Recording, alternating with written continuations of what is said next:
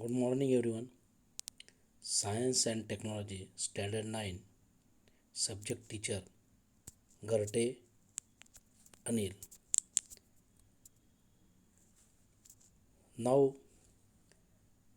we can study chapter number 16, Heredity and Variations, यानी कि अनुवंशिकता और परिवर्तन.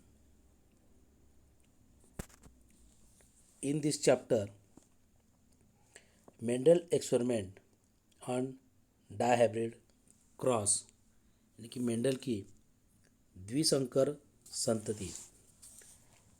In this dihybrid cross, two pairs of constructing characteristics are under construction. Mendel performed more experiments on hybridization in which he considered more than one pair of constructing characteristics. द्विसंकर पद्धति में विरोधी लक्षणों की दो जोड़ियों का समावेश उसमें किया जाता है. मेंडल ने एक से अधिक लक्षणों की जोड़ियों पर एक ही समय पर ध्यान केंद्रित कर संकर के कुछ और प्रयोग उसने किए थे. He brought about a cross between a pea plant producing rounded and yellow colored seeds and a pea plant which wrinkled and green colored seeds. In this cross, उसने इसमें गोल पीले बीजों वाले यानी कि झुर्रीदार और हरे बीज वाले पौधों में, इन दोनों पौधों में उसने संकर किया. Two pairs of constructing characteristics were considered: color of seeds and shapes of seeds. Hence, it is called a dihybrid cross. अभी इन दोनों यानी कि गोल पीले और जुर्रीदार हरे बीज वाले इन दो विरोधी लक्षणों की दो जोड़ियों में जो क्रॉस किया था, इसमें बीजों का रंग और प्रकार दो ऐसे लक्षण समाविष्ट हो, इसलिए इसे द्विसंकर पद्धति कहा जाता है. पेरेंटल जनरेशन यानी कि P1. पेरेंटल जनरेशन यानी कि जनक पीढ़ी. Mendel selected a pea plant producing rounded yellow seeds and wrinkled green seeds are parents plants as shown in the chart. Mendel ने गोल पीले बीजों वाले तथा झुर्रीदार हरे बीजों वाले मटर के पौधों का चयन किया.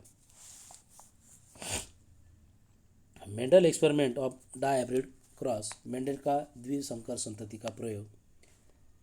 पेरेंटल जनरेशन P1 यानी कि जनक पीढ़ी P1. फेनोटाइप्स यानी कि स्वरूप विधा, इसमें राउंडेड येलो सीड्स और wrinkled green seeds. Rounded yellow seeds यानी कि गोल और पीले मटर, और रिंकल्ड ग्रीन सीड्स यानी झुर्रीदार हरे मटर. उसमें जेनोटाइप कैपिटल आर और कैपिटल वाई, और दूसरे जो है झुर्रीदार यानी कि रिंकल्ड, उसमें small R small Y. Gametes युग्मक, उसमें कैपिटल आर वाई और रिंकल्ड में small R small Y. First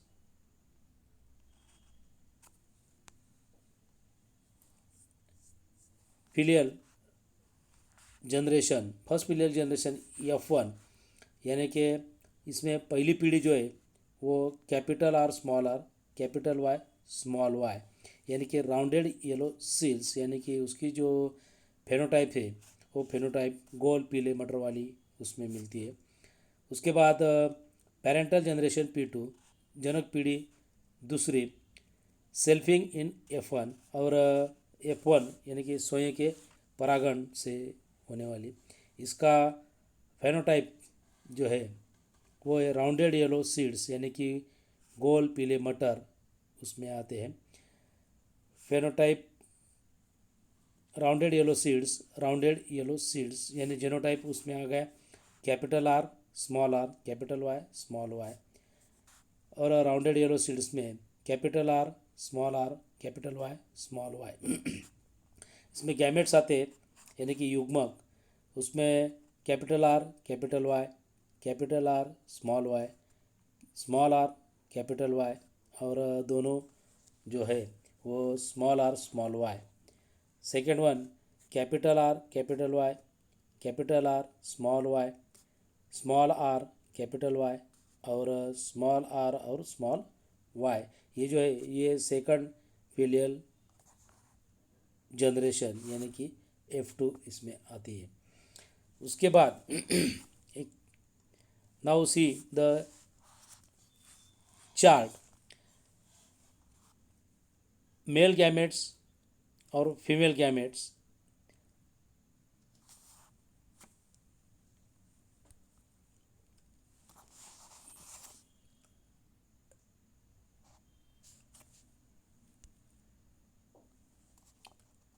इनमें इनका जो क्रॉस है वो क्रॉस यानी कि मेल गैमेट्स का फीमेल गैमेट्स से इसमें जो क्रॉस आता है वो यहाँ पर दिया गया है.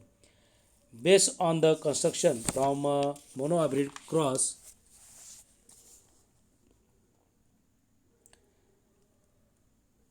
Mendel's expected that in the F2 generation of dihybrid cross, plants would produce rounded yellow seeds.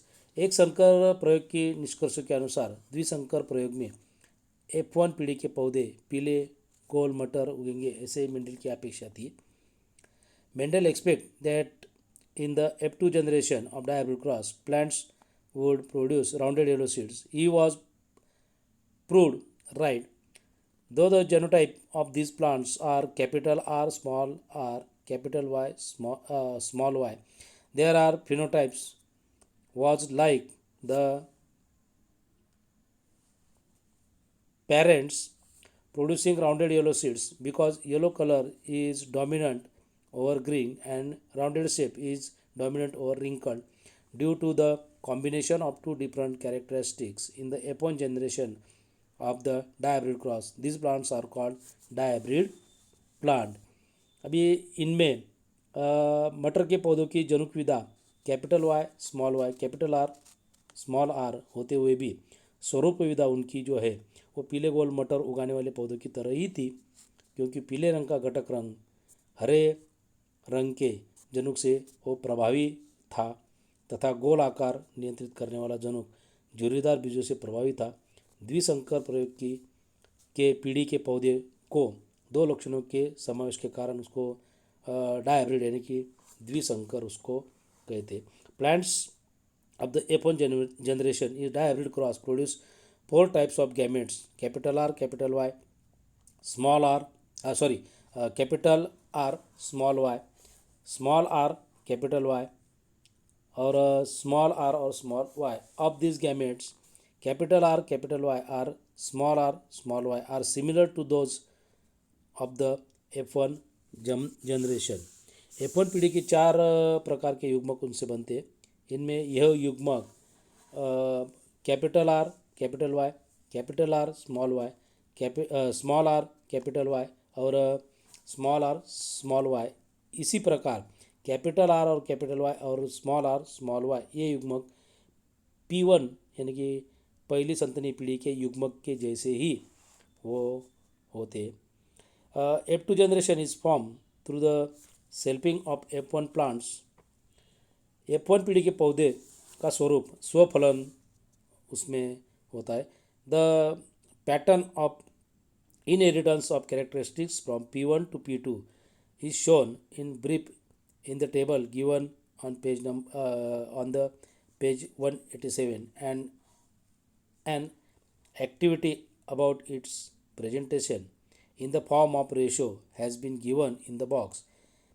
Beside it, these 60 different possible combinations through the union of four types of male gametes and four types of female gametes are shown in a chessboard like table. Punnett square or checkerboard on page 187. Male gametes are shown at the top of table and female gametes are shown in left column. Observation based on a study of the F2 generation will be according to the table on page number 187. जब आप F1 पीढ़ी के पौधों का स्वफलन होता है तब दूसरी संतनी पीढ़ी जो है वो F2 का निर्माण होता है। इसी पीढ़ी की संतति में के लक्षणों का संक्रमण किस तरह से होता है, यह पृष्ठ 187 पर दिखाई दी गई सारणी में संक्षिप्त रूप से दिखाया गया है।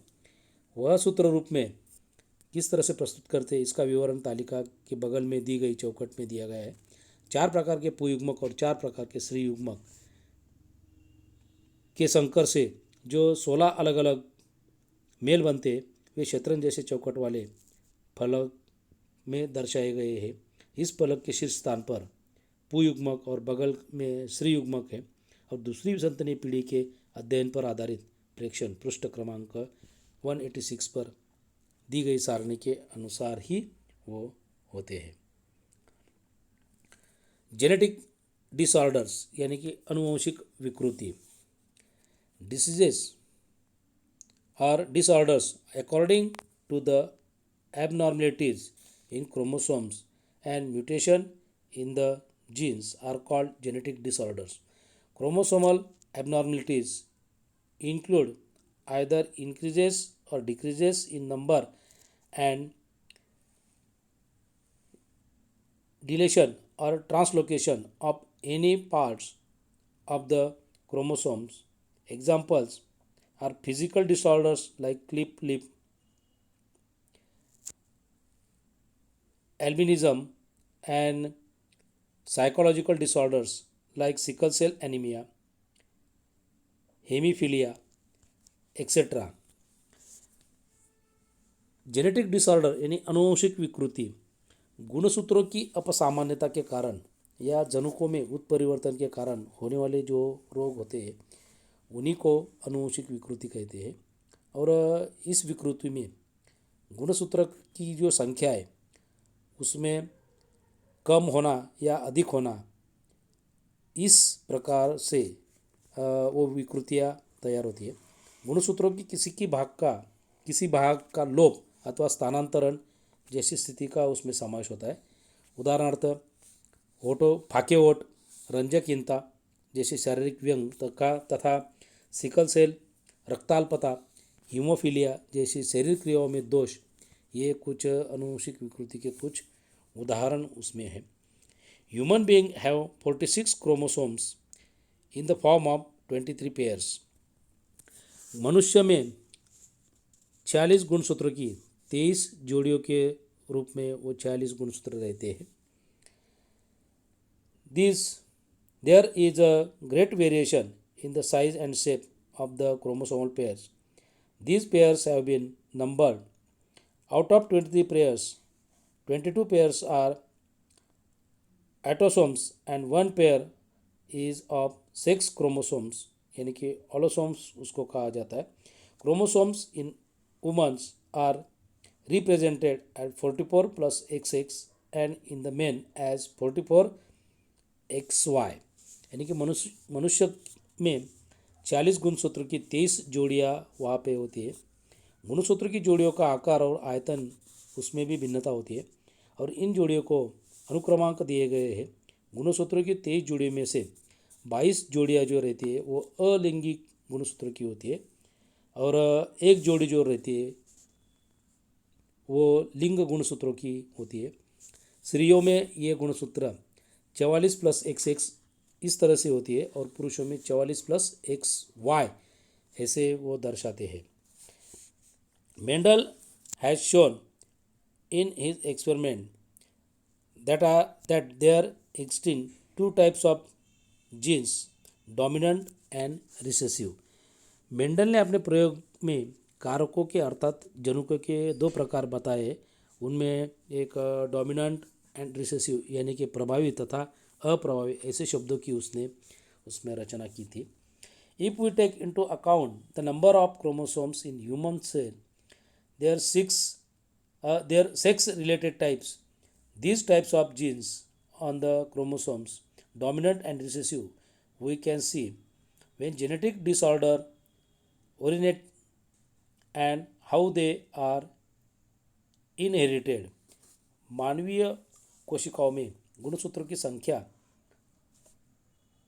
उनके लिंग सापेक्ष प्रकार, उन पर स्थित जनुकों के प्रकार प्रभावी या अप्रभावी इन मुद्दों को दृष्टिपात करने पर आनुवंशिक विकृतियाँ किस तरह की होती है तथा उनमें संक्रमण किस तरह से होता है, ये बात उनमें समझ आती है।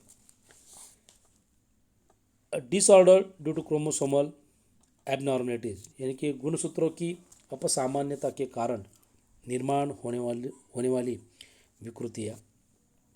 Following are the disorders that occur due to numerical changes in chromosomes.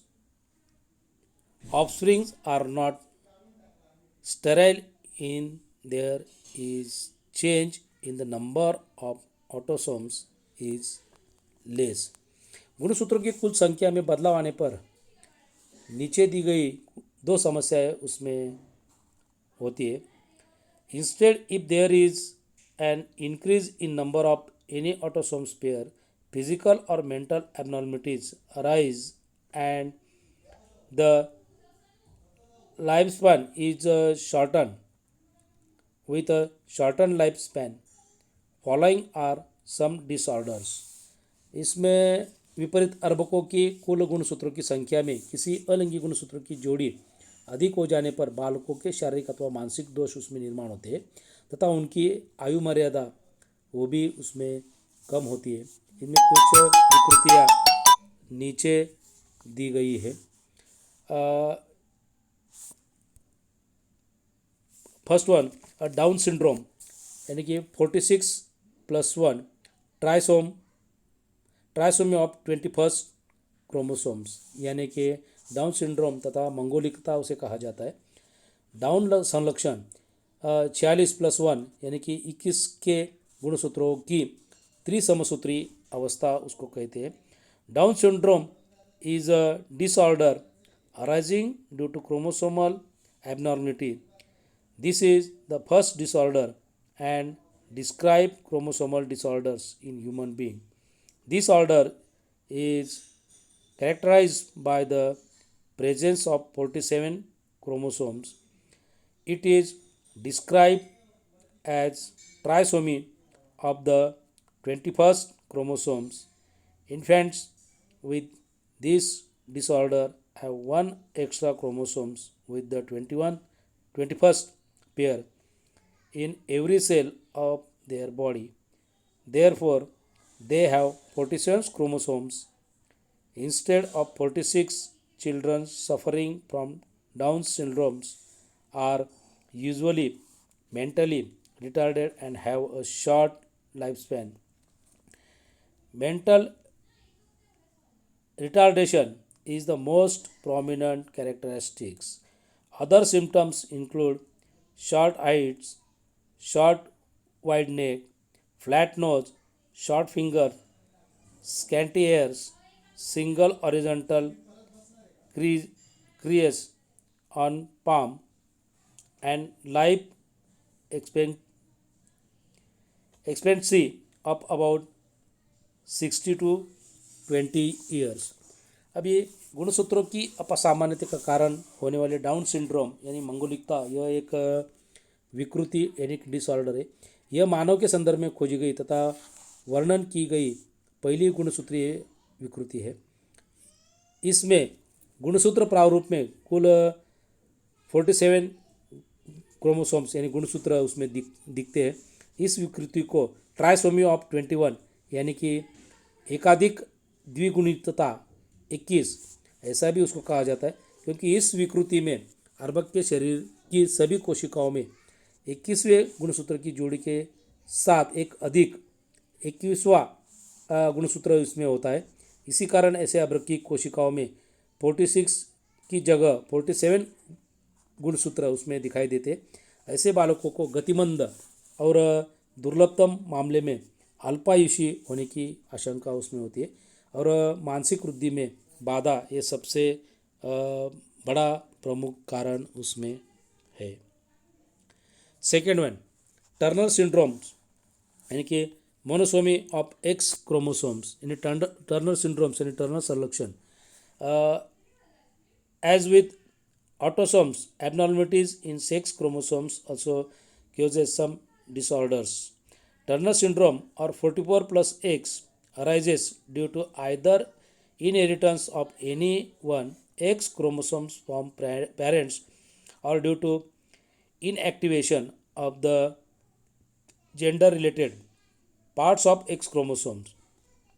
Instead of the normal 44 plus XX condition, women suffering from Turner syndrome show 44 plus X condition. Such women are sterile, that is, unable to have children due to improper growth of the reproductive organs. भी ये जो Turner syndromes है, ये अलिंगी गुणसूत्रों की तरह लिंग गुणसूत्रों की अपसामान्यता का कारण इसमें कुछ विकार होते हैं। टर्नर सिंड्रोम यानी 44 प्लस एक्स, इस विकार में एक एक्स गुणसूत्र का लैंगिकता के संबंधी भाग जो है वो निरुपयोगी हो जाने के कारण एक ही गुणसूत्र एक्स कार्यरत उसमें होता है अथवा जनकों से एक ही एक्स गुणसूत्र संक्रमित होता है। ऐसी स्त्रियों में 44 प्लस एक्स के बजाय 44 प्लस एक्स एक ही एक्स उसमें स्थित होती है। ऐसे में प्रजननेंद्रियों की वृद्धि पूर्ण न होने के कारण उनकी प्रजनन क्षमता पर उसका प्रतिकूल प्रभाव उसमें होता है। सेकेंड वन, थर्ड जो है वो क्लाइनफिल्टर सिंड्रोम यानी 44 plus X Y. This disorder arises in men due to abnormalities in sex chromosomes. In this disorder, men have one extra X chromosomes. Hence, their chromosomal condition becomes 44 plus XXY. Such men are sexually sterile because their reproductive organs are not well developed. अभी ये Klinefelter syndrome जो है ये पुरुषों में लिंग गुणसूत्रों की अपसामान्यता के कारण ये विकार होता है। इनमें पुरुषों में X plus 44 plus X Y के साथ ही एक्स गुणसूत्र उसका अधिक होने के कारण गुणसूत्रों की कुल संख्या 44 प्लस एक्स वाई यानी कि एक गुणसूत्र उसमें ज़्यादा आ जाता है। जिन पुरुषों में गुणसूत्रों का यह स्वरूप पाया जाता है वो लैंगिक अल्प विकास के कारण उनकी प्रजनन क्षमता पर उसका प्रतिकूल प्रभाव होता है और इसे ही क्लाइनफेल्टर सिंड्रोम कहा जाता है। सेकेंड वन जो है वो है diseases according to the mutation in single genes यानी कि मोनोजेनिक डिसऑर्डर। एक जनुकीय उत्परिवर्तन के कारण होने वाले रोग यानी कि अजनुकीय विकार monogenic disorders or diseases occurring due to mutation in any single genes into defective one are called monogenic disorder. Approximately 4,000 different disorders of these types are now known. Due to abnormal genes, their products are either produced in sufficient quantity or not at all. It causes abnormal metabolism that may lead to death at tender age. Example of such disorder are Hutchinson disease, Tay Sachs disease और galactosaemia, फिनलकीटोनेट, sickle cell anaemia, cystic fibrosis और albinism, haemophilia, night blindness etcetera. किसी एक सामान्य निर्दोष जनुक में उत्परिवर्तन होने के कारण जो रोग होते हैं उन्हें एक जनुकीय विकार कहा जाता है। इस प्रकार के लगभग 4000 से भी अधिक मानवीय विकारों की जानकारी अब हमें मिल चुकी है। सदोष जनुकों के कारण शरीर में उन जनुकों द्वारा बनने वाले उत्पाद नहीं बनते अथवा अल्प मात्रा में वो बनते। उपापचय के इस प्रकार के जन्मजात विकार उसमें कम उम्र में ही जानलेवा साबित हो सकते हैं। अभी इस प्रकार के रोगों के उदाहरण जो है वो टचिसंस रोग, हैसेक्स रोग और गैलेक्टोसोमिया, फिनिल कीटोनमेट और दात्रकोशी रक्ताल्पता यानी कि sickle cell anaemia, cystic fibrosis यानी पुटी तंतुमयता और रंजकहीनता या हीमोफीलिया और रातौंदी इत्यादि रोग उसमें होते हैं। दूसरा जो है वो है albinism. This is a genetic disorder. Our eyes, skin, and hair have color due to the brown pigments melanin. In this disease, the body cannot produce melanin. The skin becomes pale, hairs are white, and eyes are usually pink due to absence of melanin pigments in the retina and sclera. ये रंजकहीनता यह एक जनुकीय विकार है। इस विकार में शरीर में मेलेनिन नाम का रंजक द्रव्य तैयार नहीं होता। इसकी वजह से आँखों की त्वचा और बालों को मेलेनिन नाम का बुरे रंग के रंजकता के कारण उसको बुरा रंग प्राप्त हो जाता है।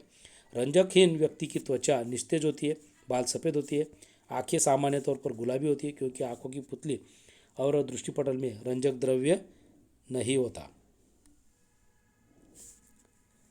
Second one, sickle cell anaemia यानी दात्र कोशिका रक्ताल्पता या sickle cell anaemia. Even minor changes in molecular structure of proteins and DNA may lead to diseases or disorders.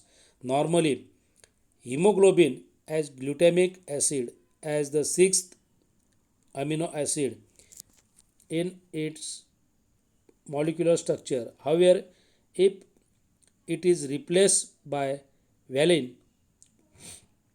the shape and structure of the hemoglobin molecule changes due to this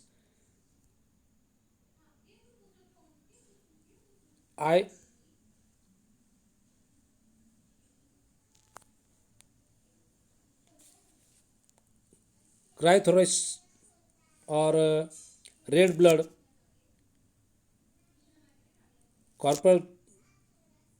corpuscles यानी कि RBC which are normally biconvey become sickle shape. This condition is called sickle cell anemia. अभी प्रथिनों के DNA आदि अणुओं की रचना में किसी भी एकदम छोटे बदलाव के परिणाम स्वरूप रोग या विकार होते हैं।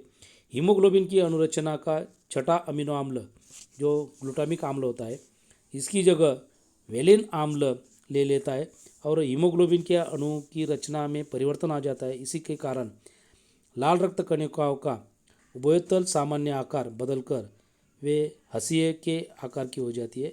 इस स्थिति को दात्र कोशिका रक्ताल्प कहते हैं। The oxygen carrying capacity of hemoglobin in such individuals is very low और इस रोग से बाधित व्यक्तियों में हीमोग्लोबिन की ऑक्सीजन का संवहन करने की क्षमता उसमें कम हो जाती है। In this condition clumping and thereby distinction of erythrocytes occurs most often. As a result, blood vessels are obstructed and the circulatory systems, brain, lungs, kidneys, etc. are damaged. Sickle cell anemia is a hereditary disease. It occurs due to changes in genes during conception. If the father and mother are both affected by sickle cell anemia, or if they are carrier of this disorder, the offspring are likely to suffer from these diseases. Hence, marriages between the person who are carriers or suffering from sickle cell anemia should be avoided. इस स्थिति में कई बार लाल रक्त कणिकाओं की गुठली बन जाती है और वो नष्ट हो जाती है। परिणाम स्वरूप रक्तवाहिनी में रुकावट पैदा हो जाती है और इससे परिचरण संस्थान, मस्तिष्क, फेफड़े, वृक्क आदि को क्षति उसमें पहुंचती है। यह रोग अनुवंशिक के निषेचन के समय जनुकीय बदलाव के कारण यह रोग होता है। माता या पिता दोनों सिकल सेल पीड़ित अथवा वाहक हो तो उनके बच्चों को ये रोग हो सकता है। इस कारण समाज के सिकल सेल पीड़ित या सिकल सेल वाहक व्यक्तियों का आपस में विवाह टालना बेहतर बात है।